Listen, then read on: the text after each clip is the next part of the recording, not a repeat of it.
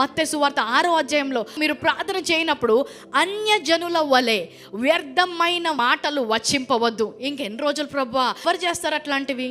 అన్యజనులు చేస్తారంట. కానీ నీ దేవుడికి చెవులున్నాయా? నీ దేవుడు చూస్తున్నాడా?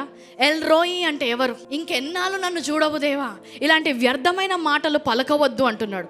విస్తరించి మాట్లాడుట వలన తమ మనవి వినబడునను వారు తలంచుచున్నారు. ఇంకెక్కువగా చేస్తే అప్పుడు దేవుడు ఆలకిస్తాడేమో అని వాళ్ళు అనుకుంటున్నారంట. This one verse in message translation, it is beautifully written. The world is full of so called prayer warriors. ఎలాంటి భక్తులు? ప్రేయర్ వారియర్స్ అంట. వాళ్ళు ప్రార్థన వీరులతో నిండబడింది. కానీ హూ ఆర్ ప్రేయర్ ఇగ్నోరెంట్, వారికి ప్రార్థన జ్ఞానము లేని వారంట. They are full of formulas and programmes and advice, peddling techniques for getting what you want from God. వారి యొక్క టెక్నిక్స్ వారికి ఉంటాయంట, దేవుడి నుంచి ఎలాగ పొందుకోవాలో అని. కొంతమంది టెక్నిక్స్ చెప్తారు, అలాంటి వాటికి పడిపోవద్దు. అన్యజనుల లాంటి ఆచారాలు, అన్యజనుల లాంటి ఇప్పుడు ఇది చేస్తే దేవుడి నుంచి నేను పొందుకుంటాను. బయలుదేవత విన్నప్పుడు వాళ్ళు ఏం చేశారంట, వాళ్ళ చేతులు కట్ చేసుకొని రక్తం కూడా పెట్టారంట బలిపీఠం మీద, ఇట్లయినా నా దేవుడు వింటాడేమో అని.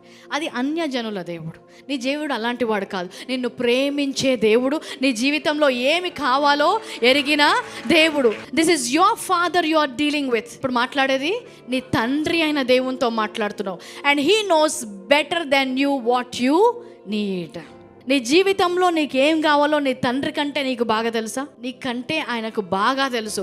అలాంటి తండ్రితో నువ్వు మాట్లాడుతున్నావు. With a God like this loving you, you can pray very simply. ఇలాంటి ప్రేమించే దేవునితో ఎలా ప్రార్థన చేయాలంట?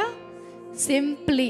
ఆయాసముతో ప్రార్థన చేయని అవసరం లేదు, కష్టముతో ప్రార్థన చేయని అవసరం లేదు, తల బాదుకొని ప్రార్థన చేయాల్సిన అవసరం లేదు. ఏమంటున్నాడంటే పదే పదే దేవుడు విననట్టు, ఎప్పుడు కూడా దేవుడు నీ వైపు చూడనట్టు, నీ ప్రార్థన ఆలకించనట్టు అలాంటి పదాలతో ప్రార్థించొద్దు అంటున్నాడు. ఎలా ప్రార్థించాలి? నా తండ్రి నాకేం కావాలో ఆయన ఎరిగిన దేవుడై ఉన్నాడు. హల్లెలూయా.